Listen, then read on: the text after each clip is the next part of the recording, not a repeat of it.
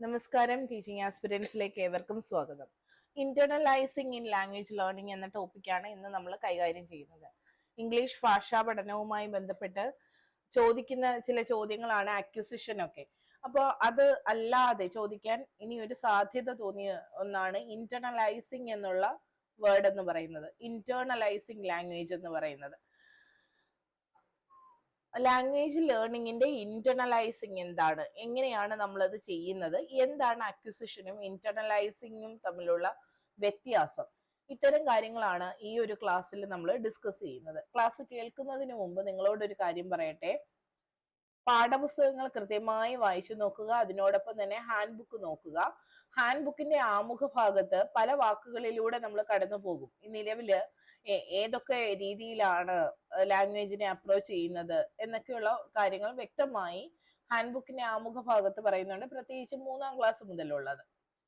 അങ്ങനെയുള്ള ഭാഗങ്ങൾ വായിക്കുമ്പോൾ നിങ്ങൾക്ക് സ്ട്രൈക്കിംഗ് ആയിട്ടുള്ള വാക്കുകൾ ഉണ്ടാകും. അത് എഴുതിയെടുത്ത് അതേക്കുറിച്ച് അന്വേഷണം നടത്തി ഒന്ന് മനസ്സിലാക്കി വെക്കുന്നത് എപ്പോഴും നല്ലതാണ്. ഇന്റർവ്യൂവിന് ഏത് തരത്തിലും ചോദ്യങ്ങൾ വരാം. അത് മുഴുവനായി പറഞ്ഞു തരിക എന്ന് പറയുന്നത് പോസിബിൾ ആയ കാര്യമല്ല. സത്യസന്ധമായി പറയട്ടെ, ഇന്റർവ്യൂവിന് ഒരാള് അപ്പിയർ ചെയ്യുന്നത് നിങ്ങൾക്ക് അറിയാവുന്ന കാര്യമാണ്. അയാളുടെ കഴിവുകളാണ് അവിടെ അളക്കപ്പെടേണ്ടത്. അതൊരിക്കലും നമ്മൾ പറഞ്ഞു തന്നെ ഉണ്ടാക്കേണ്ട ഒന്നല്ല. പക്ഷെ നിങ്ങളെ സഹായിക്കാനാകും. ഇത്തരം ക്ലാസ്സുകൾക്കും അതുപോലെ നിങ്ങളുടെ വായനയ്ക്കുമാണ് നിങ്ങളെ അതിന് സഹായിക്കാനാവുക, നിങ്ങളെ അതിന് പ്രാപ്തരാക്കാനാവുക. നമ്മളുടെ ചില തെറ്റുകൾ അതൊന്നും നമ്മൾ കവർ ചെയ്ത് എടുത്തു കഴിഞ്ഞാൽ പെർഫെക്റ്റ് ആവാൻ സാധ്യതയുണ്ട്, അല്ലേ? അപ്പോഴും നിങ്ങൾ മനസ്സിലാക്കേണ്ടത് കുറുക്കു വഴികളിലൂടെ അല്ല പോകേണ്ടത് എന്നുള്ളതാണ്. നിങ്ങൾക്ക് ക്ലാസ്സുകൾ പ്രയോജനപ്പെടുത്താം, യൂട്യൂബിലുള്ള ക്ലാസ്സുകളും ഒക്കെ നിങ്ങൾക്ക് പ്രയോജനപ്പെടുത്താം. പക്ഷേ വായന എന്ന് പറയുന്ന ശീലം നിർബന്ധമായി നിങ്ങളിൽ ഉണ്ടാക്കിയെടുക്കുകയും അതിന് സമയം കണ്ടെത്തുകയും വേണം. നമ്മൾ എത്രയോ സമയം സ്ക്രോൾ ചെയ്ത് കളയുന്നുണ്ട്, അല്ലേ? വെറുതെ ഷോർട്സ് കണ്ടും ഇൻസ്റ്റഗ്രാമിൽ ഇങ്ങനെ സ്ക്രോൾ ചെയ്ത് കളഞ്ഞും ഒക്കെ കളയുന്ന ആ സമയം മതി ഹാൻഡ് ബുക്കിന്റെ 2 പേജ് വായിക്കാനായിട്ട്. നിങ്ങൾ സ്വയം അത് വായിച്ച് നിങ്ങൾ തന്നെ അതേക്കുറിച്ച് ചിന്തിക്കുമ്പോൾ അത് ഉള്ളിലേക്ക് എടുക്കപ്പെടും, നമ്മളുടെ മനസ്സിന്റെ ഉള്ളിലേക്ക് അത് കടക്കും. മറിച്ച് ഞാൻ ഇങ്ങനെ പറയുന്നു, അല്ലെങ്കിൽ മറ്റു ആരെങ്കിലും നിങ്ങളോട് ഇതേക്കുറിച്ച് വാദോരാതെ സംസാരിക്കുമ്പോൾ അവിടെ ഇവിടെയൊക്കെ ചിലതൊക്കെ കേട്ടങ്ങ് വിട്ടുപോകാനുള്ള സാധ്യതയുണ്ട്. നിങ്ങൾക്ക് ബോറാവുന്നുണ്ടെന്ന് അറിയാമെങ്കിലും ഞാൻ പറയുകയാണ്, വായിക്കാൻ ശ്രമിക്കുക. പത്രവും നിരന്തരം വായിക്കുക. പത്രത്തിലെ വാർത്തകൾ നിങ്ങൾ തന്നെ എഴുതിയെടുക്കുക. പെൻഡിങ് വന്നാൽ പോലും ആ ദിവസത്തെ വാർത്ത കളയാതെ പത്രം സൂക്ഷിച്ചു വെച്ച ശേഷം പിന്നീട് അത് വെട്ടിയെടുത്തൊട്ടിക്കുകയോ എഴുതിയെടുക്കുകയോ ഒക്കെ ചെയ്യുക. വെട്ടി ഒട്ടിച്ചാലും മതിയാകും. നിങ്ങൾ സ്വയം അത് ചെയ്ത് നിങ്ങൾ അതേക്കുറിച്ചൊന്ന് വായിച്ചു വരുമ്പോൾ ആ ഇമേജ് ഉൾപ്പെടെ നിങ്ങളുടെ മനസ്സിലേക്ക് പതിയും. നിങ്ങൾ പോലും അറിയാതെ അതൊക്കെ കണക്ട് ചെയ്ത് നിങ്ങൾക്ക് ഇന്റർവ്യൂവിന് സംസാരിക്കാൻ കഴിയും. അനുജാസ് ടീച്ചിങ് ആസ്പിരൻസിൽ കുട്ടികൾ ഈ ഒരു രീതിയിൽ തന്നെയാണ് ഫോളോ ചെയ്ത് പോകുന്നത്. എല്ലാവർക്കും നോട്ട് എഴുതാൻ ഒരു ബുക്ക്, ന്യൂസ് പേപ്പർ ആയിട്ട് ബന്ധപ്പെട്ട ഒരു ന്യൂസ് പേപ്പർ ബുക്കും ഉണ്ട്. ആ രീതിയിലാണ് അവർ മുന്നോട്ട് പോകുന്നത്. ടോപ്പിക്കുകൾ അവർക്ക് സ്വയം എഴുതാനും സ്വയം പ്രാക്ടീസ് ചെയ്യാനുമുള്ള അവസരങ്ങളുണ്ട്. അതിനുശേഷം മാത്രമാണ് ഞാൻ അതേക്കുറിച്ച് അവരോട് സംസാരിക്കാറുള്ളത്. അത് മറ്റൊന്നും കൊണ്ടല്ല, കുറച്ചുകൂടി എളുപ്പം എന്താണ്, എല്ലാം ഞാൻ തന്നെ വന്നിരുന്ന് പറയുന്നതാണ് കുറച്ചുകൂടി എളുപ്പം. വേഗം വേഗം നമുക്ക് എല്ലാം കവർ ചെയ്ത് പോകാൻ കഴിയും. പക്ഷെ അങ്ങനെ ചെയ്യാതെ നമ്മൾ തന്നെ ഒരു എഫേർട്ട് എടുത്താൽ മാത്രമേ നമ്മുടെ ഉള്ളിലേക്ക് നമ്മൾ ഉദ്ദേശിക്കുന്ന തരത്തിലേക്ക് ആ ആശയങ്ങൾക്ക് കടന്നു ചെല്ലാനാകൂ. നിങ്ങളെല്ലാം ഭാവിയുടെ അധ്യാപകരാണ്. നിങ്ങളോട് ഞാൻ ഇതൊന്നും പറഞ്ഞു തരേണ്ട കാര്യമില്ല. നിങ്ങളെല്ലാം വളരെ നല്ല അധ്യാപകരാണ്. ലിസ്റ്റിന്റെ എവിടെയെങ്കിലും കയറി പറ്റിയിട്ടുണ്ടെങ്കിൽ അതിനർത്ഥം നിങ്ങൾ മറ്റുള്ളവരിൽ നിന്ന് തീർത്തും വ്യത്യസ്തത തന്നെയാണ്. റാങ്ക് ലിസ്റ്റില് അത് മെയിൻ ലിസ്റ്റ് ആവട്ടെ സപ്ലിമെന്ററി ലിസ്റ്റ് ആവട്ടെ എവിടെയെങ്കിലും ഒക്കെ എത്തിപ്പെടാൻ നിങ്ങളെ കൊണ്ട് സാധിച്ചല്ലോ. അപ്പൊ തീർച്ചയായും നിങ്ങളുടെ ലക്ഷ്യത്തിലേക്ക് നിങ്ങൾ അടുത്തു കഴിഞ്ഞു. ഇനി വേണ്ടത് നിരന്തര പരിശ്രമം മാത്രം. 13 മാർക്ക് 14 മാർക്ക് ഇതായിരിക്കണം നമ്മുടെ ലക്ഷ്യം. 13-14 മാർക്ക് എന്ന് പറയാൻ കാരണം പലരും 13 മാർക്കാണ് കൊടുക്കാറ്. മെയിൻ ലിസ്റ്റിലുള്ളവർക്ക് കുറച്ചും കൂടി ഒരു സാധ്യതയുണ്ട് ഒരു 14ലേക്ക്. സപ്ലിമെന്ററിയിലുള്ളവർ 13 സ്വപ്നം കണ്ടുകൊണ്ട് തന്നെ 14 ഓക്കെ അങ്ങനെ സ്വപ്നം കണ്ടുകൊണ്ട് തന്നെ മുന്നോട്ട് പോകണം. കാരണം നമുക്ക് കുറെ കൂടി മുന്നോട്ട് വരാനുണ്ട്. ചിലർ പറയും സപ്ലിമെന്ററിയിലുള്ളവര് അധികം എഫേർട്ട് എടുക്കണ്ട, അവരെ കൊണ്ട് ക്ലാസ് എടുപ്പിക്കില്ല. അങ്ങനെയൊന്നും അല്ല. എന്ത് സംഭവിക്കാം, ഓരോ മാർക്കും വളരെ പ്രാധാന്യം അർഹിക്കുന്ന ഒന്നാണ്. നന്നായി പരിശ്രമിക്കുക. ഓക്കെ, ഇനി നോക്കാം എന്താണ് ഇന്റർണലൈസിങ് ഇൻ ലാംഗ്വേജ് ലേണിംഗ് എന്നുള്ളത്. What is internalising? The process of making language concepts an inherent part of one's thinking and communication. നമ്മളുടെ തന്നെ ചിന്തയുടെയും ആശയവിനിമയത്തിന്റെയും ഒരു പാർട്ടായിട്ട് ഭാഷയെ മാറ്റുക, നമ്മളുടെ ചിന്ത പോലും അതേ ടാർഗറ്റ് ലാംഗ്വേജിലേക്ക് ആക്കി മാറ്റുന്നതിനെയാണ് ഇന്റർണലൈസിങ് എന്നതുകൊണ്ട് ഉദ്ദേശിക്കുന്നത്. നമ്മുടെ ഉള്ളിലേക്ക് എടുക്കൽ എന്ന് വേണമെങ്കിൽ പറയാം അല്ലെ.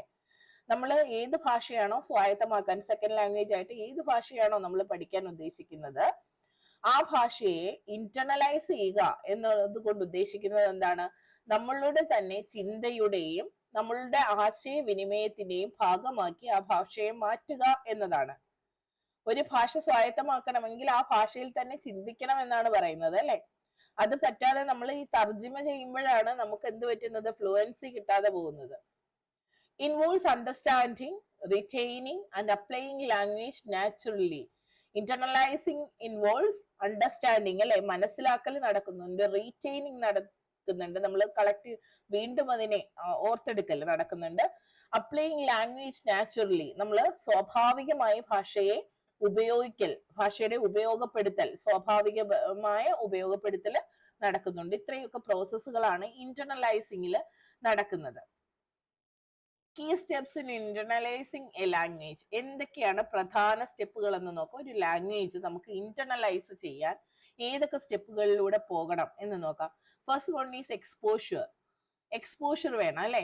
Regular interaction with the target language, അതായത് നമുക്കത് പ്രകടിപ്പിക്കാൻ അല്ലെങ്കിൽ പ്രകാശനം ചെയ്യാൻ ഉള്ള അവസരങ്ങൾ വേണമെന്ന് പറയത്തില്ലേ, അതാണ് എക്സ്പോഷറിനുള്ള അവസരങ്ങൾ വേണം. നമുക്ക് ഇന്ററാക്ട് ചെയ്യാൻ, ടാർഗറ്റ് ലാംഗ്വേജിൽ ഇന്ററാക്ട് ചെയ്യാനുള്ള അവസരങ്ങൾ സൃഷ്ടിക്കലാണ് ആദ്യ സ്റ്റെപ്പ് എന്ന് പറയുന്നത്. അടുത്തത് റെപ്പറ്റീഷൻ ആണ്. Practising phrases, vocabulary and grammar structures.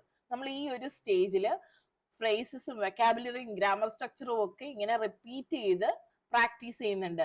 അത് നമ്മളിങ്ങനെ പറഞ്ഞ് റൂൾസ് പഠിക്കലല്ല. നമ്മള് നേരത്തെ പറഞ്ഞ എക്സ്പോഷറിന്റെ കാര്യം പറഞ്ഞു, അതിന്റെ തൊട്ടടുത്ത സ്റ്റെപ്പായിട്ടാണ് ഇത് പറയുന്നത് അല്ലെ.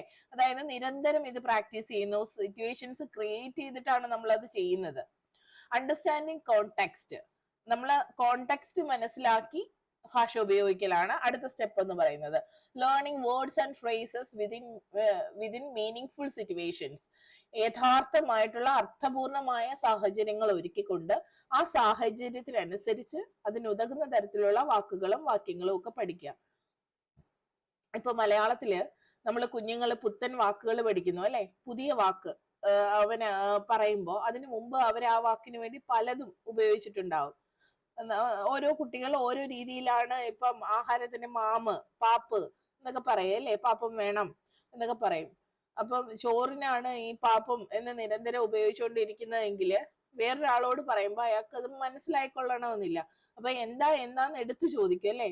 അപ്പൊ കുട്ടിക്ക് മനസ്സിലാവും ഈ വാക്കല്ല, അതിന് പകരം എന്തോ വേറൊന്നുണ്ട്, അത് പറഞ്ഞാലാണ് എനിക്ക് ആ വസ്തു കിട്ടുക, അത് വേഗത്തിൽ കിട്ടുക എന്ന് മനസ്സിലാവും കുട്ടിക്ക്. കാരണം ഇദ്ദേഹം ഈ സാധനം എടുത്തു കൊടുത്തിട്ട് അയ്യോ ചോറാണോ ഇത്ര നേരം ചോദിച്ചേ, അല്ലെങ്കിൽ പിന്നെ വെള്ളമാണോ ചോദിച്ചേ എന്നിങ്ങനെ ചോദിക്കുമ്പോൾ ആ കുട്ടിയുടെ മനസ്സിൽ ആ മാമ് അല്ലെങ്കിൽ പാപ്പ് അല്ലെങ്കിൽ അവൻ വെള്ളമാണ് ചോദിച്ചെങ്കിൽ അത് അവൻ ഉപയോഗിക്കുന്ന വാക്കിനെ അവൻ റീപ്ലേസ് ചെയ്ത് യഥാർത്ഥ വാക്ക് അവിടെ പ്ലേസ് ചെയ്യും. അങ്ങനെ അവൻ അർത്ഥപൂർണമായി ആ വാക്കിനെ ഉൾക്കൊള്ളാൻ തുടങ്ങും അല്ലെ. ഇതുപോലെ വാക്യങ്ങളാണെങ്കിലും നമ്മൾ തെറ്റുകളൊക്കെ വരുത്താം. അപ്പൊ അത് ഒക്കെ തിരുത്തപ്പെട്ട് അണ്ടർസ്റ്റാൻഡ് ചെയ്ത് ആ കോണ്ടെക്സ്റ്റ് മനസ്സിലാക്കി അതിനെ ഉൾക്കൊള്ളലാണ് മൂന്നാമത്തെ സ്റ്റെപ്പ് എന്ന് പറഞ്ഞത്. അടുത്തത് പ്രാക്ടീസ് ആണ്. ഒരു ലാംഗ്വേജ് ഇന്റർണലൈസ് ചെയ്യണമെങ്കിൽ നിരന്തരം ആ ഭാഷയിൽ തന്നെ സംസാരിക്കുക, എഴുതുക, അതുപോലെ കേൾക്കുക, ഈ 3 പ്രവൃത്തിയിലും ഏർപ്പെട്ടേ മതിയാവുകയുള്ളൂ. അങ്ങനെ പ്രാക്ടീസ് ചെയ്യണം. നമ്മൾ നേടാൻ ഉദ്ദേശിക്കുന്ന ഭാഷയിൽ നമ്മൾ സംസാരിക്കുകയും എഴുതുകയും ആ ഭാഷ നിരന്തരം കേൾക്കുകയും വേണം. ഇതാണ് കീ സ്റ്റെപ്പുകളായിട്ട് പറഞ്ഞിരിക്കുന്നത്. അടുത്തത് റോൾ ഓഫ് ഇമേർഷൻ. ഇമേർഷന് ഇന്റർണലൈസിങ്ങിനകത്ത് വളരെ വലിയ റോളാണുള്ളത്. ഇനി എന്താണ് immersion? Immersion aids in faster internalisation എന്ന് ആദ്യം തന്നെ കൊടുത്തിട്ടുണ്ട്. ഇന്റർണലൈസേഷനെ ഫാസ്റ്റർ ആക്കുന്നത് ഇമേർഷൻ ആണ്. എന്താണ് ഇമേർഷൻ? നമ്മൾ ഇമേഴ്സ് ചെയ്യുക എന്ന് പറയുന്നത് എപ്പോഴാണ്? ആഴ്ന്നിറങ്ങുക, അല്ലെങ്കിൽ അതിനകത്ത് അങ്ങ് ആണ്ട് പോവുക എന്നൊക്കെ ഉള്ള അർത്ഥത്തിൽ പറയാറുണ്ട് അല്ലെ. അപ്പോൾ immersion is one of the most effective method for internalizing a new language. ഒരു പുത്തൻ ഭാഷയെ ഇന്റർണലൈസ് ചെയ്യാൻ വേണ്ടിയിട്ട് നമുക്ക് സ്വീകരിക്കാവുന്ന ഏറ്റവും നല്ല മാർഗമാണ് immersion എന്ന് പറയുന്നത്. It involves surrounding yourself within the language in a way that mimics how native speakers use it in their daily lives. ഇത് എന്ന് പറയുന്നത് ഒരു നമ്മൾ തന്നെ ക്രിയേറ്റ് ചെയ്തെടുക്കുന്ന ഒരു അന്തരീക്ഷമാണ് അല്ലെ.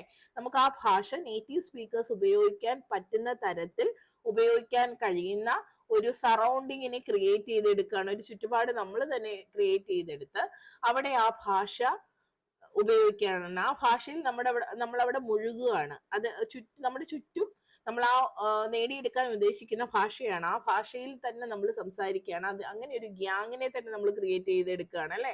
അപ്പൊ നേറ്റീവ് സ്പീക്കേഴ്സ് ഉപയോഗിക്കുന്നത് പോലെ അങ്ങനെ വേണമല്ലോ ഭാഷ പഠിക്കാൻ. അപ്പൊ ഏതൊരു ഭാഷ പഠിക്കുമ്പോഴും നമ്മൾ കേട്ടു പഠിക്കേണ്ടത് ആ ഭാഷയുടെ നേറ്റീവ് സ്പീക്കേഴ്സിൽ നിന്നാണ് അല്ലെ.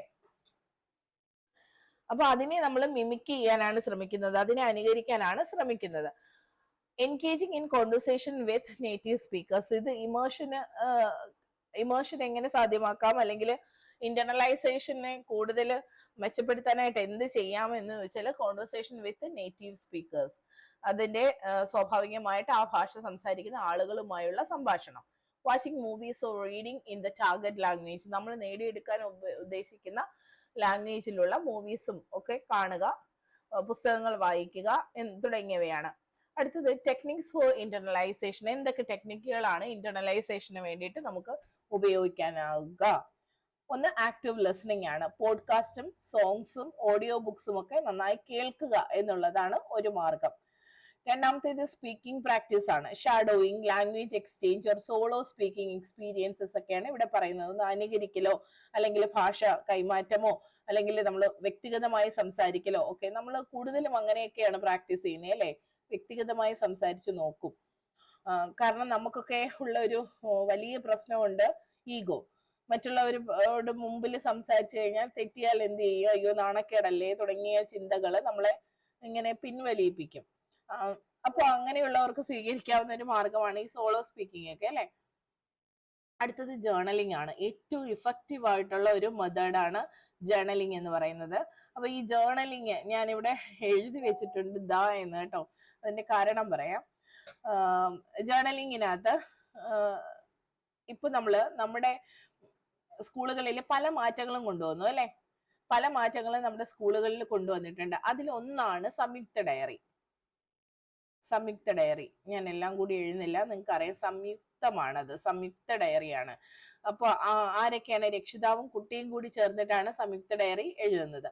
ഈ ഒരു ആശയത്തെ നമുക്ക് ഇങ്ങോട്ടും കൂടി കൊണ്ടുവന്നാൽ നന്നായിരുന്നു എന്ന് എനിക്ക് തോന്നിയിട്ടുണ്ട്. അതായത് കുട്ടി പിന്നെ ഇംഗ്ലീഷ് ഭാഷയിലെ പരിജ്ഞാനം ആണ് നേടാൻ ഉദ്ദേശിക്കുന്നത് അല്ലെ നമ്മുടെ സ്കൂളുകളിൽ. അപ്പൊ അങ്ങനെ നേടാൻ ഉദ്ദേശിക്കുന്നതുകൊണ്ട് കുഞ്ഞുങ്ങള് ഇംഗ്ലീഷിലും കൂടി ജേർണൽ എഴുതിയാൽ നന്നായിരുന്നു എന്ന് തോന്നിയിട്ടുണ്ട്. അപ്പൊ writing daily thoughts in the target language. അപ്പൊ ഈ സംയുക്ത ഡയറി എങ്ങനെയാ എഴുതുന്നേ? ഇപ്പം എന്റെ മകന് ആദ്യമായി ഡയറി എഴുതിയപ്പോ അവന് പ്രയാസമുള്ള അക്ഷരമാണ് ഞാൻ ഇവിടെ എഴുതി വെച്ചത്. ദ, ദിവസം എന്ന് എഴുതുമ്പോ അവൻ എപ്പോഴും അമ്മ ദാ എങ്ങനെ എഴുതുന്നേന്ന് ചോദിക്കും. കാര്യം ഞാൻ എന്റെ മകനെ ഒരിക്കലും അക്ഷരമാല ക്രമത്തിൽ പഠിപ്പിച്ചിട്ടില്ല. നമ്മുടെ കുഞ്ഞുങ്ങൾ ആദ്യം പഠിക്കേണ്ട അക്ഷരങ്ങളുണ്ടല്ലേ, റായും വായും തായും നായും പായും ഒക്കെ. അതിനുശേഷമല്ലേ ബാക്കി അക്ഷരങ്ങൾ അവരെ ഇൻട്രൊഡ്യൂസ് ചെയ്യുക. അതേ രീതിയിൽ തന്നെയാണ് അവനെ പഠിപ്പിച്ചത്. പക്ഷെ നന്നായി വായിക്കും ആള്. പുസ്തകങ്ങളൊക്കെ വെക്കേഷനൊക്കെ നമ്മുടെ ഈ പറഞ്ഞ ശാസ്ത്ര സാഹിത്യ പരിഷത്ത് പുറത്തിറക്കിയ അക്ഷരപ്പൂമഴ എന്ന് പറയുന്ന പുസ്തകമുണ്ട്. നിങ്ങൾക്കൊക്കെ ചെറിയ കുഞ്ഞുങ്ങളുണ്ടെങ്കിൽ വാങ്ങി കൊടുക്കാൻ, കുട്ടികളെ വായനയിലേക്ക് കൊണ്ടുവരാൻ പറ്റിയ പുസ്തകങ്ങളുടെ കൂട്ടമാണത്. അപ്പൊ അതിലൊരു 10-11 പുസ്തകം വെക്കേഷൻ ആള് വായിക്കുകയൊക്കെ ചെയ്തു. ഇപ്പൊ 2ലാണ് പഠിക്കുന്നത്.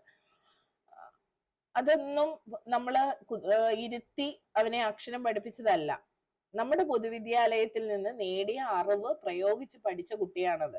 അതുകൊണ്ടാണ് കോൺഫിഡന്റ് ആയിട്ട് ഞാൻ പറയുന്നത്. ദിവസം എന്ന ദാ എങ്ങനെയാണ് അമ്മയെന്ന് 2 ദിവസമോ 3 ദിവസമോ അവൻ ചോദിച്ചിട്ടുണ്ട്. ആ ദിവസങ്ങളിൽ അപ്പൊ നമ്മൾ എന്താ ചെയ്യുക? ദിവസം എന്ന് എഴുതാം. അമ്മ പേനയെടുത്ത് ദ എന്ന് എഴുതി കൊടുക്കും. ഈ ചിഹ്നമൊക്കെ ആൾക്കറിയാം. അപ്പൊ അവര് പെൻസിൽ വെച്ച് ഈ ചിഹ്നം മുതലുള്ള ബാക്കി കാര്യങ്ങൾ അങ്ങ് എഴുതും. അവർക്ക് പ്രയാസമുള്ള അക്ഷരങ്ങൾ മാത്രം അമ്മ എഴുതും. അതാണ് സംയുക്ത ഡയറി. അത് അമ്മ എഴുതുന്നത് പേന ഉപയോഗിച്ച് അമ്മയോ അച്ഛനോ, ബാക്കി കുട്ടി എഴുതുന്നത് പെൻസിൽ ഉപയോഗിച്ച്. അതാണ് സംയുക്ത ഡയറി. ഈ ഒരു രീതിയിൽ ഇംഗ്ലീഷ് ജേർണലും കൂടി സ്റ്റാർട്ട് ചെയ്താൽ അത് 3-4 ക്ലാസ്സുകളിൽ മതിയാകും. ഇങ്ങനെ സ്റ്റാർട്ട് ചെയ്യുകയാണെങ്കിൽ അത് നമുക്ക് കുട്ടികളിൽ കുറച്ചും കൂടി, അതായത് അവർക്ക് അതിന്റെ ഇടയ്ക്ക് ഒരു കോള് വന്നു കേട്ടോ. അപ്പോൾ ഇങ്ങനെ ജേർണലിംഗ് കൂടി നടക്കുകയാണെങ്കിൽ അത് കുട്ടികളിൽ കുറച്ചും കൂടി ചിന്ത വർദ്ധിക്കാനും അവർക്ക് അതേ ഭാഷയിൽ ചിന്തിച്ചെഴുതാനും ഒരു ദിവസം നടന്ന കാര്യങ്ങൾ മുതൽ സ്വന്തം അവരുദ്ദേശിച്ച ഭാഷയിൽ അവര് നേടിയെടുക്കാൻ ഉദ്ദേശിച്ച ഭാഷയിൽ അവർക്ക് പ്രകടിപ്പിക്കാനും ഒക്കെ സാധിക്കും. ആദ്യമൊക്കെ പ്രയാസം അനുഭവപ്പെട്ടാലും പിന്നീട് തീർച്ചയായും അതിനകത്ത് മാറ്റങ്ങൾ വരും അല്ലെ. അപ്പൊ ഇന്റേണലൈസ്, ഒരു ലാംഗ്വേജ് ഇന്റേണലൈസ് ചെയ്യാനുള്ള ഒരു മെത്തേഡാണ് ജേർണലിംഗ് എന്ന് പറയുന്നത്. അടുത്തത് വിഷ്വലൈസേഷൻ ആണ്. വിഷ്വലൈസേഷൻ അത് നല്ല ഇഫക്റ്റീവ് ആയിട്ടുള്ള മെത്തേഡാണ് അല്ലെ. നമ്മളൊക്കെ തന്നെയും PSC ക്കൊക്കെ പഠിക്കുമ്പോഴും ഒക്കെ നമുക്ക് അറിയാത്തൊരു കാര്യം അല്ലെങ്കിൽ മറക്കുന്ന കാര്യങ്ങളെ നമ്മൾ ഒന്നുകിൽ ഒരു ചിത്ര രൂപത്തിൽ വരയ്ക്കാറുണ്ട്, അതല്ലെങ്കിൽ പിന്നെ നമ്മൾ ചിത്രീകരണങ്ങൾ നടത്തുമ്പോൾ എപ്പോഴും നമുക്ക് പെട്ടെന്ന് ഓർമ്മയിൽ നിൽക്കാറുണ്ട്. അതുപോലെ വാക്കുകളൊക്കെ പഠിച്ചെടുക്കാനൊക്കെ ആയിട്ട് ഇമേജസുമായിട്ടോ റിയൽ ലൈഫ് കോണ്ടെക്സ്റ്റുമായിട്ടോ അതിനെ കണക്ട് ചെയ്ത് വിഷ്വലൈസ് ചെയ്യുക, മനസ്സിൽ ഓർക്കുക, അല്ലെങ്കിൽ ചിത്ര രൂപത്തിലേക്ക് മാറ്റുക തുടങ്ങിയ രീതികൾ സ്വീകരിക്കാം. അടുത്തത് ഇമ്പോർട്ടൻസ് ഓഫ് കൺസിസ്റ്റൻസി എന്നതാണ്. അതായത് ഇന്റർണലൈസിംഗിൽ നമുക്ക് ഇന്റർണലൈസിംഗ് ലാംഗ്വേജ് ആണ് നമ്മൾ ഉദ്ദേശിക്കുന്നതെങ്കിൽ കൺസിസ്റ്റന്റ് ആയിരിക്കണം. നിരന്തരമുള്ള എഫേർട്ട് അവിടെ ആവശ്യമാണ്, daily effort. Small but consistent practice builds fluency. ചെറുതായിരിക്കും, പക്ഷെ അത് നിരന്തരമായിട്ട് ആ പ്രാക്ടീസ് ചെയ്യുകയാണെങ്കിൽ ഫ്ലുവന്റ് ആയിട്ട് ആ ലാംഗ്വേജ് നമുക്ക് യൂസ് ചെയ്യാനാകും. അതിനുള്ള ഉദാഹരണമാണ് learn 5 new words daily and use them in sentences. ഇപ്പൊ നമ്മൾ 5 വാക്കുകൾ ദിവസവും പഠിക്കാനായിട്ട് തീരുമാനിച്ചു എന്നിരിക്കട്ടെ, തീർച്ചയായും അത് നമ്മുടെ പദസമ്പത്ത് കൂട്ടും. നമ്മൾ വെറുതെ വാക്കുകൾ പഠിക്കുകയല്ല, യൂസ് ദം ഇൻ സെന്റൻസസ് അല്ലെ, സെന്റൻസുകളിൽ ആ വാക്കുകൾ ഉപയോഗിക്കുന്നുമുണ്ട്. ഇങ്ങനെ ചെയ്യുമ്പോൾ നമ്മുടെ പദസമ്പത്ത് കൂടും. വായനയിലൂടെ സംഭവിക്കുന്നതും അത് തന്നെയല്ലേ. വായനയിലൂടെയും നല്ല കേൾവിയിലൂടെയും ഒക്കെ നമുക്ക് ഭാഷ കൂടുതൽ സ്വായത്തമാക്കാനായിട്ട് സാധിക്കും. ഇങ്ങനെ പദസമ്പത്തുള്ളവർക്ക് തുടർച്ചയായി ഫ്ലുവന്റ് ആയി സംസാരിക്കാനാവും. അവര് വാക്കുകൾക്ക് വേണ്ടി തപ്പിപ്പറക്കത്തില്ല അല്ലെ. ഒന്നല്ലെങ്കിൽ അടുത്ത വാക്ക് അവരുടെ ഉള്ളിലേക്ക് അവര് പോലും അറിയാതെ ചടുലമായി ഇങ്ങനെ വരികയാണ്. നമ്മളെല്ലാം സംസാരിക്കുമ്പോൾ അങ്ങനെയാണ്. നന്നായി വായിക്കുന്നവർക്ക് നന്നായി സംസാരിക്കാനാകും എന്നുള്ളതാണ്. അതുപോലെ നന്നായി വാക്കുകൾ പഠിക്കുക, നന്നായി പുത്തൻ വാക്കുകളെ ഉൾക്കൊള്ളുക, ഇങ്ങനെയൊക്കെ ചെയ്യുമ്പോഴത്തേക്ക് നമുക്ക് ആ വാക്കുകൾ പുത്തൻ സെന്റൻസുകളിൽ ഉപയോഗിക്കാനും അവയെ പെട്ടെന്ന് പഠിച്ചെടുക്കാനും ഒക്കെ സാധിക്കും എന്നുള്ളതാണ് method. Consistency compounds progress. Consistency പ്രോഗ്രസിലേക്ക് നയിക്കും അല്ലെ. നമ്മൾ നിരന്തരം പ്രാക്ടീസ് ചെയ്യുമ്പോൾ അത് നമ്മുടെ ഉയർച്ചയിലേക്ക് അല്ലെങ്കിൽ മെച്ചപ്പെടലിലേക്ക് നയിക്കും എന്നുള്ളതാണ്. Overcoming challenges. എന്തൊക്കെ ചലഞ്ചസ് ആണ്, എങ്ങനെയാണ് അവയെ ഓവർകം ചെയ്യുന്നതെന്ന് നോക്കാം. ഇന്റർണലൈസിങ് ലാംഗ്വേജിനകത്ത് നമ്മൾ നേരിടാൻ പോകുന്ന പ്രധാന ചലഞ്ച് എന്ന് പറയുന്നത് ഫിയർ ഓഫ് മിസ്റ്റേക്സ് ആണ്. നമ്മൾ അവിടെ സിറ്റുവേഷൻസ് ക്രിയേറ്റ് ചെയ്ത് നമ്മൾ സംസാരിക്കുകയാണ് അല്ലെ. നമ്മൾ നേറ്റീവ് സ്പീക്കേഴ്സിനോട് സംസാരിക്കുന്നു, അല്ലെങ്കിൽ അവരുടെ ഭാഷ കേൾക്കുന്നു, അവരെ മിമിക് ചെയ്യുന്നു, ഇതൊക്കെയാണ് നമ്മൾ പറഞ്ഞുകൊണ്ടിരിക്കുന്നത്. ഇങ്ങനെയൊക്കെ സംസാരിക്കണം എന്നൊക്കെ നമ്മൾ പറഞ്ഞാൽ ഫിയർ ഓഫ് മിസ്റ്റേക്സ് വരാറില്ലേ, നമുക്കായിട്ട് വരുന്നുണ്ട് അല്ലെ. ഇപ്പൊ കുഞ്ഞുങ്ങളുടെ കാര്യം പറയണോ, learn from errors rather than avoiding dum. നമ്മൾ ആ ഒരു സന്ദർഭത്തിൽ അതിനെ എങ്ങനെയാ മറികടക്കുക, തെറ്റിൽ നിന്ന് പഠിക്കുക അല്ലെ. വീണിട്ടാണ് നമ്മൾ നടക്കുന്നത് അല്ലെ. നമ്മൾ ആദ്യമേ നടക്കുമ്പോൾ അങ്ങ് പെർഫെക്റ്റ് ആയിട്ട് നടക്കല്ലേ, എത്രയോ തവണ വീണിട്ടാണ് നമ്മൾ നന്നായി നടന്നതും ഓടിയതും ഒക്കെ. ആരെങ്കിലും മുട്ടിലെഴഞ്ഞ് നടക്കാതെ എണീറ്റ് ഓടിയവരുണ്ടോ? ഇല്ല. മുട്ടിലെഴയുന്നു, എണീക്കുന്നു, അങ്ങനെ ഓരോ സ്റ്റെപ്പായി ചെയ്ത് പലരിടത്തും വീണ് പല പ്രാവശ്യം നമ്മൾ തോറ്റുപോയിട്ടുണ്ട് അല്ലെ, പലയിടങ്ങളിലും ജീവിതത്തിലും. പക്ഷെ അതൊരു തോൽവിയായി എടുക്കാതെ അവിടെ നിന്ന് നമ്മൾ വീണ്ടും ശ്രമിച്ചുകൊണ്ടേയിരിക്കുകയാണ്. എന്നെങ്കിലും എന്റെ സമയം വരും അല്ലെ. ആ ഒരു രീതിയിൽ, ആ ഒരു പ്രതീക്ഷയല്ലേ നമ്മളെയൊക്കെ മുന്നോട്ട് കൊണ്ടുപോകുന്നേ. അത്രയേ ഉള്ളൂ ലാംഗ്വേജിന്റെ കാര്യത്തിലും. ഫിയർ ഓഫ് മിസ്റ്റേക്ക് അങ്ങോട്ട് മാറ്റി വെച്ചിട്ട് തെറ്റുകളിൽ നിന്ന് പഠിച്ച് മുന്നോട്ട് നീങ്ങുക. ഇപ്പോൾ ഉള്ള കുട്ടികളുടെ ഒരു കാര്യം കൂടി പറയട്ടെ. നിലവിലുള്ള കുഞ്ഞുങ്ങൾ, നമ്മുടെ ഈ ഇനി വരാൻ പോകുന്ന ബീറ്റ കിഡ്സ് ഉൾപ്പെടെ ഇപ്പോ പൊതുവിദ്യാലയങ്ങളിൽ ഇരിക്കുന്ന കുഞ്ഞുങ്ങളും ഒക്കെ പലരും തോൽവിയെ ഭയക്കുന്നവരാണ്. ഞങ്ങളുടെ വീടുകളിലെ കുട്ടികളും എല്ലാം ഇത് തന്നെയാണ് അവസ്ഥ, ആയിരുന്നു അവസ്ഥ. അപ്പൊ ഇവിടെ മോന്റെ ആ ഒരു സ്വഭാവം ഒരുവിധമെങ്കിലും മാറ്റിയെടുത്തത് അവരോട് നമ്മൾ കളിക്കുക, രക്ഷിതാക്കള് കുട്ടികളോടൊപ്പം അവരുടെ ഗെയിംസിൽ ഉൾപ്പെടുക, ഒരിക്കലും വിട്ടുകൊടുക്കരുത്. ടീച്ചർ എത്ര സൈക്കോ ആണെന്ന് ചിന്തിക്കല്ലേ. വിട്ടുകൊടുക്കരുത്. സത്യസന്ധമായി കളിച്ച് അവരുടെ സന്തോഷത്തിന് വേണ്ടി നമ്മൾ അവർക്ക് വിട്ടുകൊടുക്കും. പക്ഷെ ഈ സമൂഹം അങ്ങനെ ചെയ്യണമെന്നില്ല. നമ്മൾ നമ്മുടെ കുഞ്ഞുങ്ങളുടെ വിജയം ആഗ്രഹിക്കുന്നത് ഒരിക്കലും അവർക്ക് വേണ്ട എല്ലാ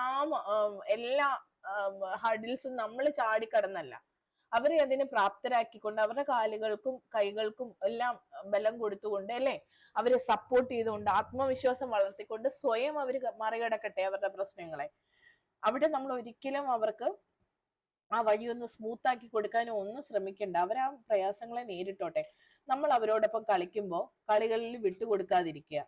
ജയവും തോൽവിയും ആർക്ക് സംഭവിക്കാമെന്നോ അവൻ ജയിക്കാൻ ആഗ്രഹിക്കുന്നത് പോലെ അമ്മയായാലും അച്ഛനായാലും അല്ലെങ്കിൽ അവന്റെ കൂടെ കളിക്കുന്ന കൂട്ടുകാരായാലും ആ കളിയിൽ ജയം ആഗ്രഹിക്കുന്നവരാണ് എന്ന് അവൻ ഉൾക്കൊള്ളണം.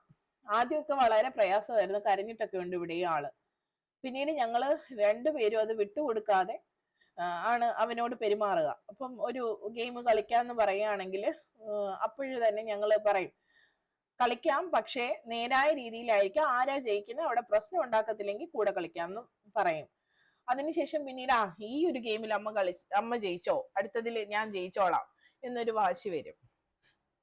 അവരത് തെറ്റ് അല്ലെങ്കിൽ അവരത് തോൽവിയെ അക്സെപ്റ്റ് ചെയ്യാനായി എന്ന് കണ്ടു കഴിഞ്ഞാൽ നമുക്ക് അവരുടെ ആത്മവിശ്വാസം കൂട്ടാനായിട്ടുള്ള എന്ത് വേണമെങ്കിലും ചെയ്യാം.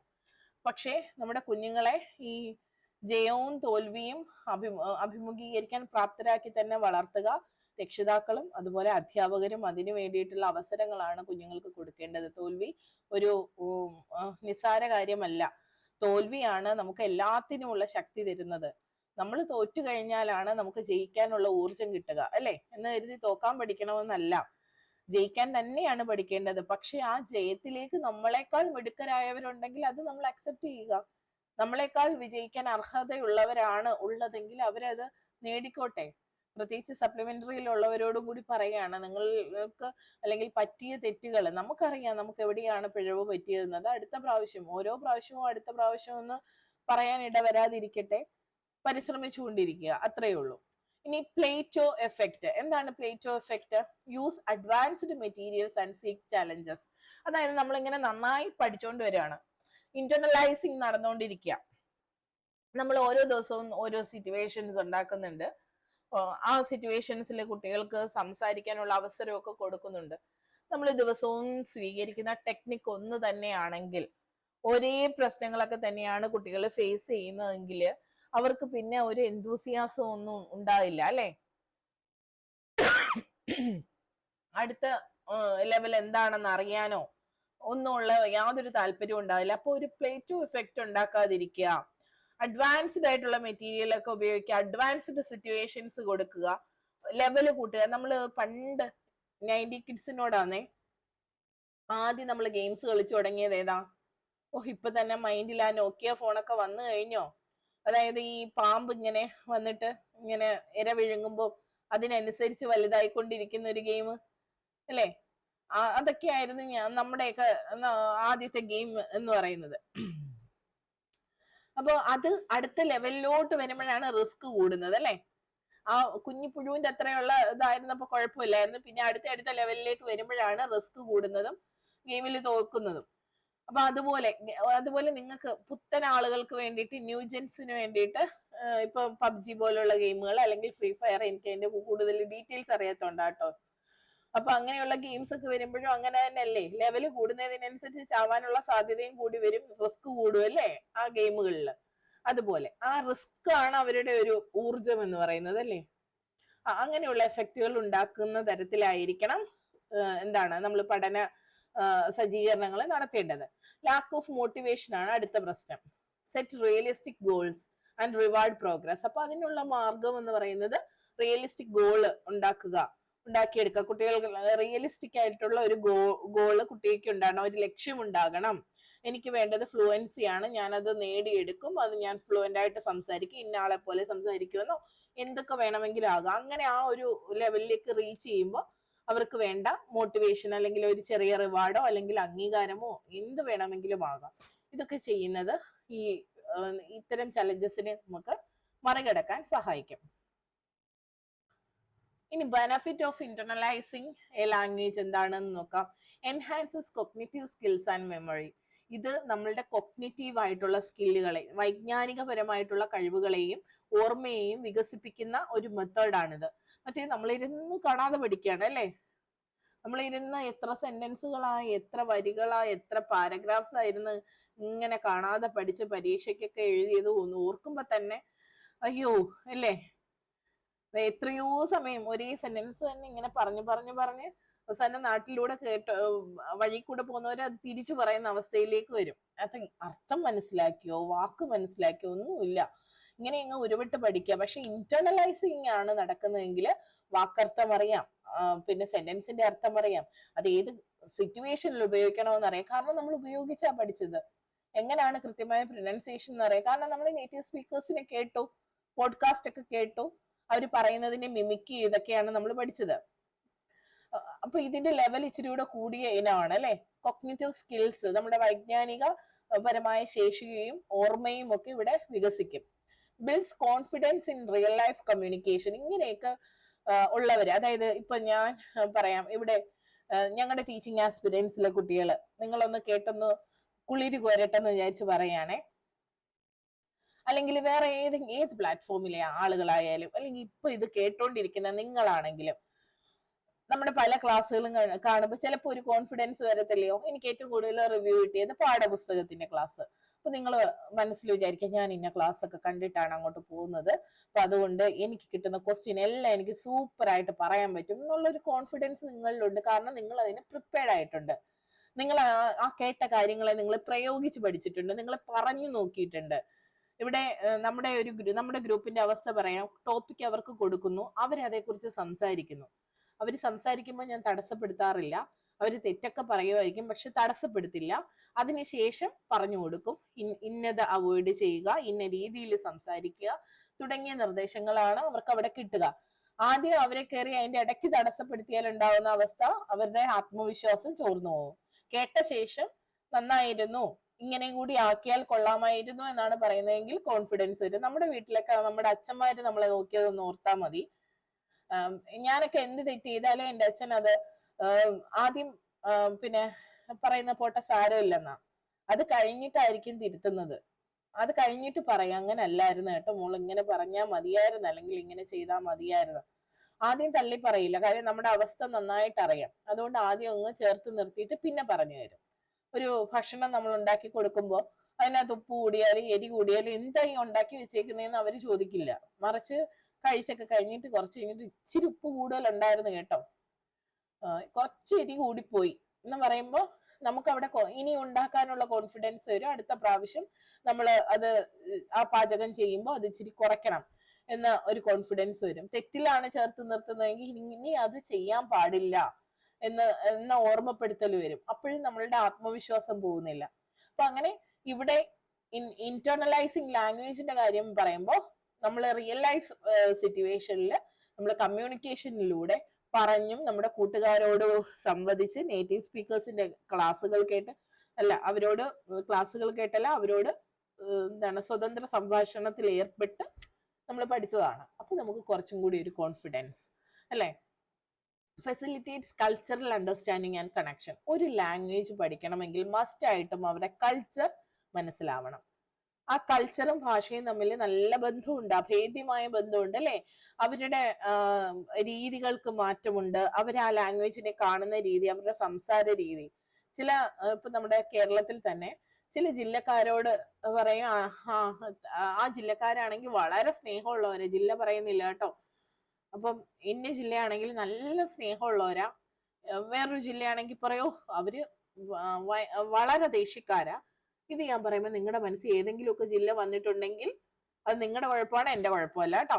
അപ്പൊ അങ്ങനെ എന്തെങ്കിലുമൊക്കെ വരും അല്ലെ. അങ്ങനെ വ്യക്തികളായിക്കോട്ടെ, നല്ല സ്നേഹമുള്ള കുട്ടി എന്ന് പറയുമ്പോൾ ഒരാളെ ഓർമ്മ വരും.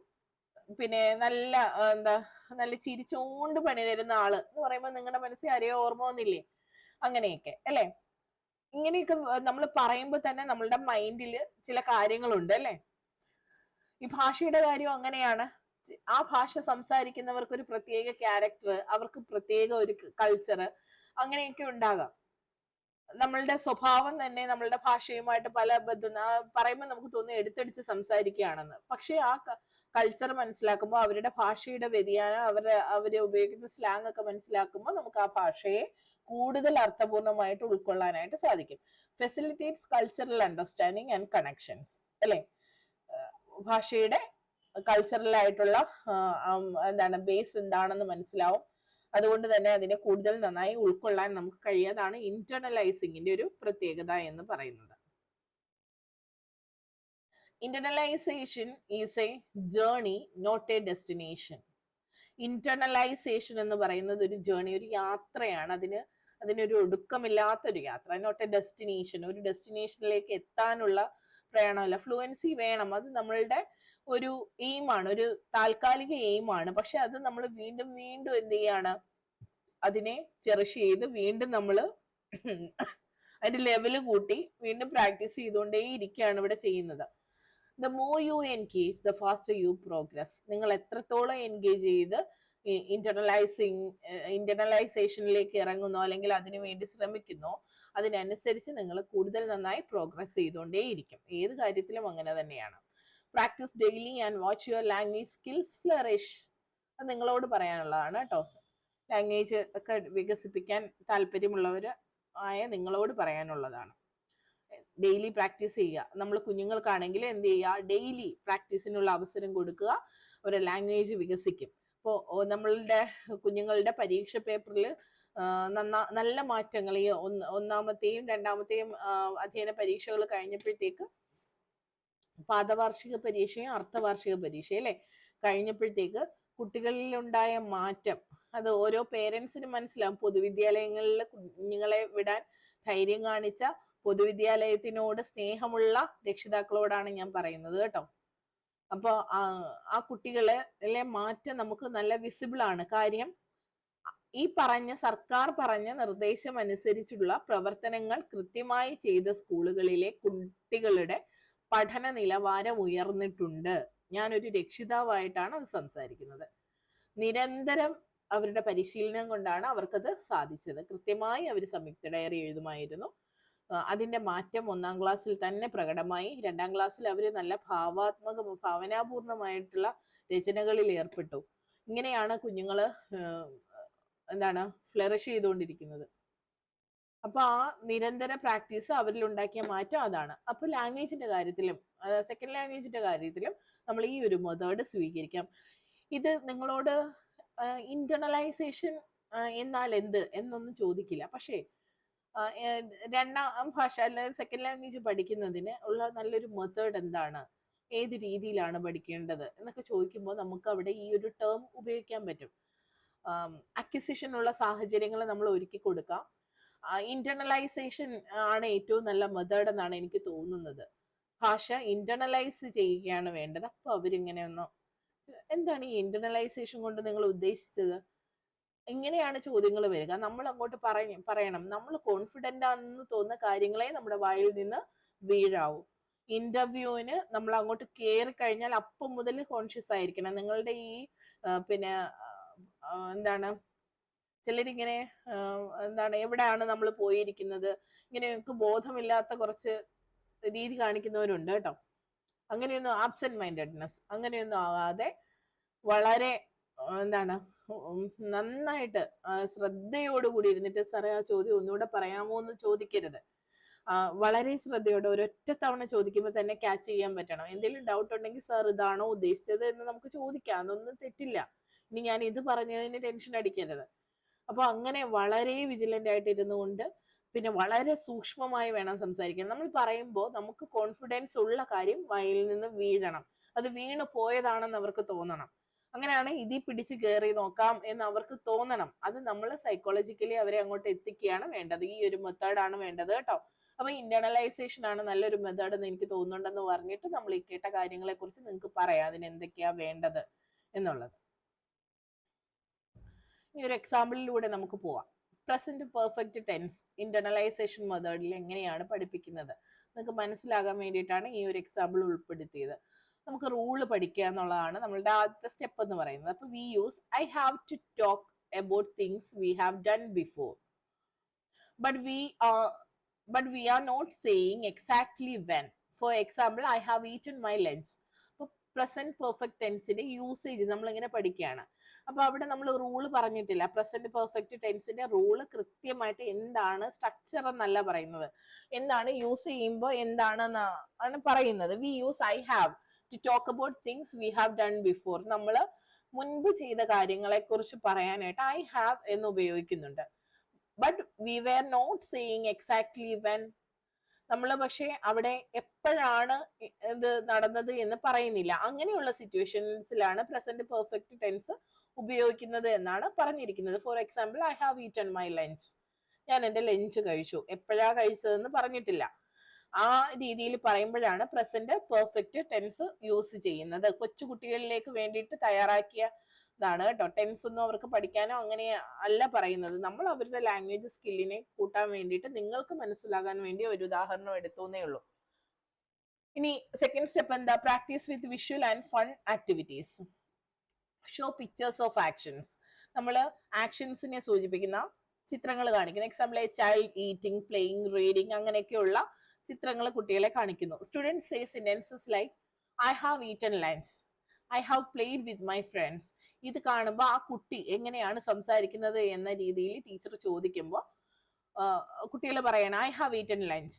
ആദ്യം ഒരു കുട്ടി കഴിക്കുന്ന ഫോട്ടോ ആണ് കാണിച്ചത്. രണ്ടാമതോ പ്ലേയിങ് അല്ലെ, കളിക്കുന്ന, I have played with my friends. അങ്ങനെ പറയണം. Students draw pictures of things they have done and share using I have. അടുത്ത സ്റ്റെപ്പ് എന്ന് പറയുന്നത് കുട്ടികളോട് നിങ്ങൾ ചെയ്ത കാര്യങ്ങളെ കുറിച്ചുള്ള ചിത്രങ്ങൾ വരയ്ക്കാൻ പറയുന്നു. And shares using I have. അതിനെ, ആ പിക്ചറിനെ ഐ ഹാവ് ഉപയോഗിച്ച് പറയാൻ പറയുന്നു. ഇതാണ് പ്രാക്ടീസ് ചെയ്യുന്ന മെത്തേഡ് എന്ന് പറയുന്നത്. ആദ്യം ചിത്രങ്ങൾ കാണിച്ചു, ആക്ഷൻസ് ഉള്ള ചിത്രങ്ങൾ കാണിച്ചിട്ട് ഐ ഹാവ് ഉപയോഗിച്ച് പറയാൻ പറയുന്നു. അത് കഴിഞ്ഞിട്ട് പിന്നെ കുട്ടികളോട് സ്വയം ചിത്രങ്ങൾ വരച്ച് നിങ്ങൾ ചെയ്ത കാര്യങ്ങളുടെ ചിത്രങ്ങൾ വരയ്ക്കുക, മുൻപ് ചെയ്ത കാര്യങ്ങളുടെ ചിത്രങ്ങൾ വരയ്ക്കുക. അപ്പൊ അത് നമ്മൾ അവിടെ ടൈം സൂചിപ്പിക്കുന്നില്ല എന്ന ആശയം കുട്ടികളിലേക്ക് എത്തിക്കഴിഞ്ഞു. എന്നിട്ട് അതേക്കുറിച്ച് പറയാൻ പറയുക. എന്തുപയോഗിച്ച്? ഐ ഹാവ് ഉപയോഗിച്ച്. അടുത്ത സ്റ്റെപ്പ് എന്താണ്? Apply in simple conversations. നമ്മൾ ബോധപൂർവം ഇവ ഉപയോഗിക്കാനുള്ള സാഹചര്യങ്ങൾ ഒരുക്കി കൊടുത്തുകൊണ്ട് ചെറിയ കോൺവെർസേഷൻ നടത്തുകയാണ്. Ask students, have you played outside today? നിങ്ങൾ ഇന്ന് പുറത്ത് കളിക്കാൻ പോയായിരുന്നോ അല്ലെ? And guide them to answers. ഇങ്ങനെ ക്വസ്റ്റ്യൻസ് ചോദിച്ച് നമുക്ക് അവരെ ഉത്തരത്തിലേക്ക് എത്തിക്കാം. Yes, I have played outside. Oh no, I haven't played outside.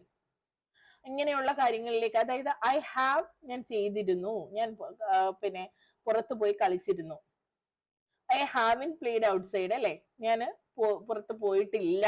അപ്പൊ ഹാവിൻറ്റും പഠിച്ചു അവിടെ. Encourage students to talk about things they have done. ഇതുപോലെ കുട്ടികളെ അവർ ചെയ്ത കാര്യങ്ങളെ കുറിച്ച് പറയാനായിട്ട് നമ്മൾ പ്രചോദിപ്പിക്കുന്നു അല്ലെ. ഈ ഒരു മെത്തേഡിൽ നമുക്ക് ചെയ്യാവുന്നതാണ്. അടുത്തത് സ്റ്റെപ്പ് 4 ആണ് reflection through games. Play a game where students identify correct or incorrect sentences. ശരിയായ സെന്റൻസ് അല്ലെങ്കിൽ തെറ്റായത് കണ്ടെത്തുന്ന ഗെയിമാണ് അടുത്തത്. I have eaten my dinner. I have eat my dinner എന്ന് ഒരു കുട്ടി പറയുന്നു. അപ്പൊ ഇവിടെ ഇൻകറക്റ്റ് ആണ്, അതായത് V3 ഫോമിലേക്ക് മാറ്റിയിട്ടില്ല. ഇവിടെ ഈറ്റ് എന്നാണ് ഉപയോഗിച്ചിരിക്കുന്നത്, ഇവിടെ ഈറ്റൺ ആണ്.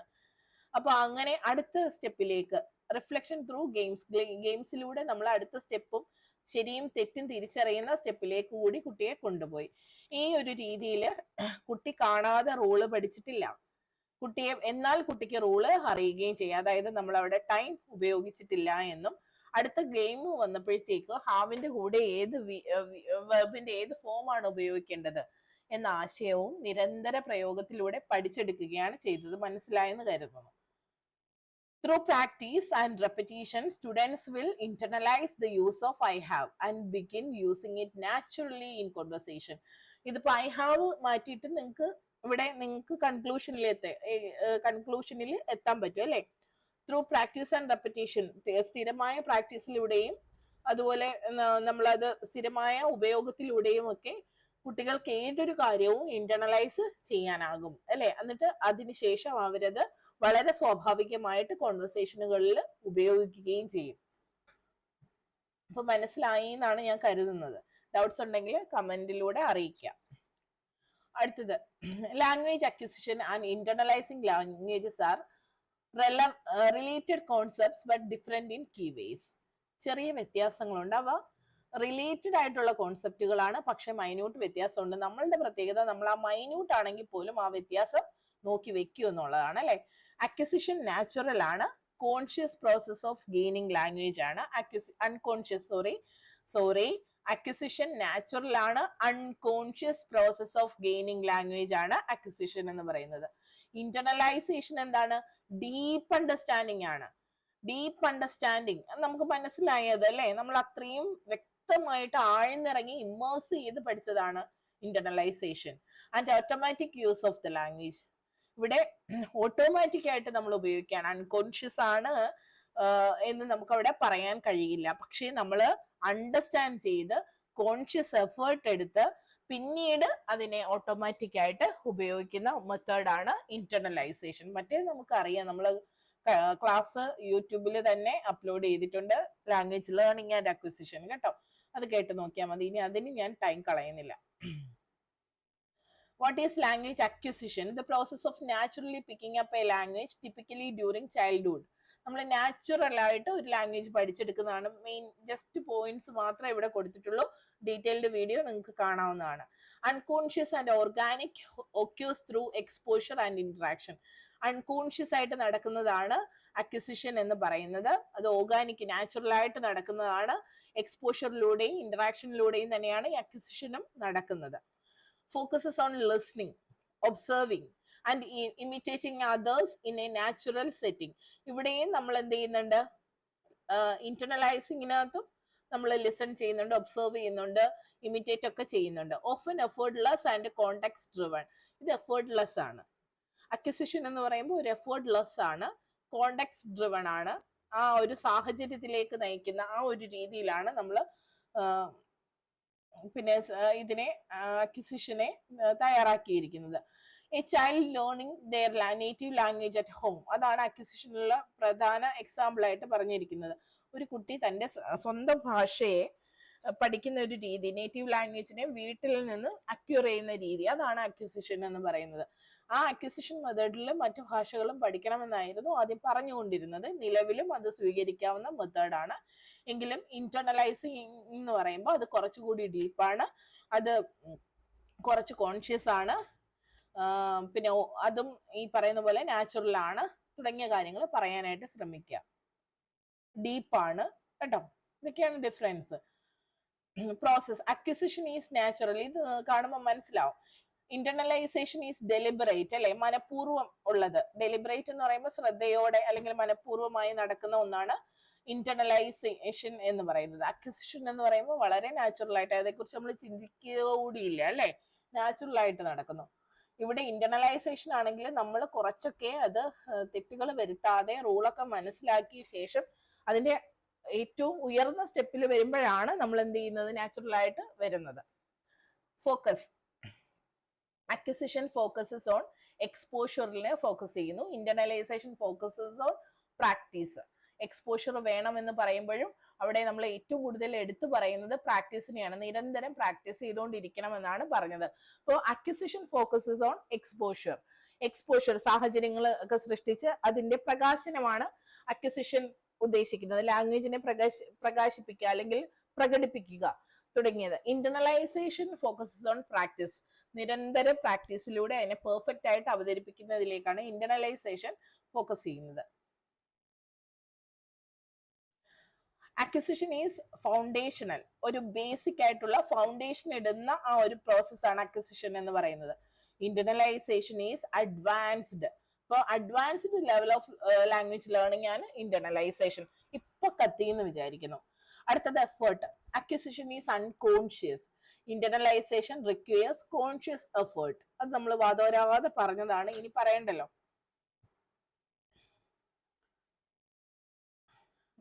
ഇനി ഞാൻ കത്തി അടിച്ച് നിങ്ങളെ ബോറടിപ്പിക്കാതെ ക്ലാസ് ഇവിടെ തീരുകയാണ്. While language acquisition lays the foundation for understanding a language. Internalizing language ensures its fluent and automatic use. Both processes are essential for achieving language fluency, especially in second language learning. നിങ്ങൾ ഈ point ഒന്നും കണക്കാക്കണ്ട കേട്ടോ, അങ്ങ് ചേർത്ത് വായിച്ചൊന്നും പോയാൽ മതി. While language acquisition lays the foundation for understanding a language. Language acquisition ഒരു പുത്തൻ ഭാഷയുടെ മനസ്സിലാക്കലിന്റെ ഫൗണ്ടേഷൻ, അടിസ്ഥാനം പാകുന്നെങ്കിൽ internalising language ensures its fluent and automatic use. അതിന്റെ ഫ്ലുവന്റ് ആയിട്ടുള്ളതും ഓട്ടോമാറ്റിക് ആയിട്ടുള്ളതും സ്വാഭാവികമായിട്ടുള്ളതുമായ ഉപയോഗത്തെയാണ് ഇന്റർണലൈസിംഗ് ഉറപ്പാക്കുന്നത്. Both processes are essential for achieving language fluency. Proficiency, ലാംഗ്വേജിന്റെ പ്രൊഫിഷ്യൻസി, നമ്മൾ അതിന്റെ എന്താണ് നമ്മുടെ കഴിവ് അല്ലെ, ലാംഗ്വേജിലുള്ള കഴിവ് നേടാനായിട്ട്, അതിന് മികച്ചതാകാൻ വേണ്ടിയിട്ട് ഈ രണ്ട് മെത്തേഡും വേണം. Especially in second language learning, പ്രധാനമായും നമ്മുടെ സെക്കൻഡ് ലാംഗ്വേജിന്റെ പഠനത്തിൽ. ഇത്രയും കാര്യങ്ങളാണ് പറഞ്ഞത്. നിങ്ങൾക്ക് മനസ്സിലായി എന്ന് കരുതുന്നു. ഒരു ചെറിയ പോയിന്റ് ആണെങ്കിൽ പോലും അത് ഒരു കൺഫ്യൂഷൻ ഉണ്ടാക്കണ്ട എന്ന് കരുതിയാണ് ഇതിനെ രണ്ടിനെയും കൂടി എടുത്ത് ഒരു സ്ലൈഡായിട്ട് ചെയ്തത്. ഇപ്പൊ ടീച്ചിങ് ആസ്പിരൻസിൽ ഒരു ടീച്ചർ ചോദിച്ച ഒരു സംശയമായിരുന്നു ഇന്റർണലൈസിംഗ് എന്ന് എക്സാമ്പിൾ സഹിതം പറയൂ എന്നുള്ളത്. ഇപ്പൊ ടീച്ചറിനും ഈ ക്ലാസ്സുകൾ കാണുന്നവർക്കും ഇന്റർണലൈസിങ്ങും അക്വിസിഷനും തമ്മിലുള്ള വ്യത്യാസം മനസ്സിലായിട്ടുണ്ട് എന്നും അത് സെക്കൻഡ് ലാംഗ്വേജ് ലേണിംഗിന്റെ മെത്തേഡുകൾ എന്തൊക്കെയാണ് സ്വീകരിക്കേണ്ടത്, അല്ലെങ്കിൽ എങ്ങനെയാണ് അപ്രോച്ച് ചെയ്യേണ്ടത് തുടങ്ങിയ കാര്യങ്ങൾ ചോദിക്കുമ്പോൾ ഈ ക്ലാസ്സിൽ നിന്ന് കേട്ട പല കാര്യങ്ങളെയും കോർത്തിണക്കി നിങ്ങൾക്ക് സംസാരിക്കാൻ കഴിയും എന്ന പ്രതീക്ഷയോടെ ഈ ക്ലാസ് ഇവിടെ അവസാനിപ്പിക്കുകയാണ്. ഭാവിയുടെ എല്ലാ അധ്യാപകർക്കും ആശംസകൾ. കോൺഫിഡന്റ് ആയിട്ടിരിക്കുക. നിങ്ങൾക്ക് അറിയുന്ന കാര്യങ്ങളെ നിങ്ങളോട് ചോദിക്കൂ. അറിയുന്നതിനെ സധൈര്യം നേരിട്ട് നന്നായി സംസാരിക്കുക. അറിയാത്ത ഒരു കാര്യം ഒരു വിഷയത്തിൽ അറിവില്ല എന്ന് പറയുന്നത് തെറ്റായ കാര്യമില്ല. അറിയാത്തതിനെ അറിയുക എന്നുള്ളതാണ് ശരി, അല്ലെ? അറിയാത്തതിനെ അറിയാൻ ശ്രമിക്കുമ്പോഴാണ് നമ്മൾ മനുഷ്യരാകുന്നത്, നമ്മൾ അറിവ് നേടിക്കൊണ്ടേയിരിക്കുന്നത്, മറ്റുള്ളവരിൽ നിന്ന് വ്യത്യസ്തരാകുന്നത്. അപ്പൊ അത് ഒരു തെറ്റല്ല. ഇന്റർവ്യൂ ബോർഡ് ചോദിക്കുന്ന മുഴുവൻ ചോദ്യത്തിനും ഉത്തരം പറയാൻ നിങ്ങൾ ആരും വിക്കിപീഡിയ അല്ല. അത് മനസ്സിലാക്കുക. സാധാരണ മനുഷ്യന്റെ ബ്രെയിനിന് ഉൾക്കൊള്ളാൻ പറ്റുന്ന കാര്യങ്ങളെ നിങ്ങൾക്കും കഴിയുകയുള്ളൂ. അപ്പോൾ തെറ്റ് പറയാതിരിക്കുക, അറിയില്ല എന്ന് പറയാനുള്ള ധൈര്യം കാണിക്കുക. അത് മാത്രമാണ് എനിക്ക് നിങ്ങളോട് പറയാനുള്ളത്. ഒരിക്കലും നുണ പറയാതിരിക്കുക. ഇന്റർവ്യൂ ബോർഡിന്റെ മുൻപിൽ ഒരിക്കലും നുണ പറയാതിരിക്കുക. അപ്പൊ ഞാന് ഒരു കാര്യം കൂടി പറഞ്ഞു നിർത്തുകയാണ്.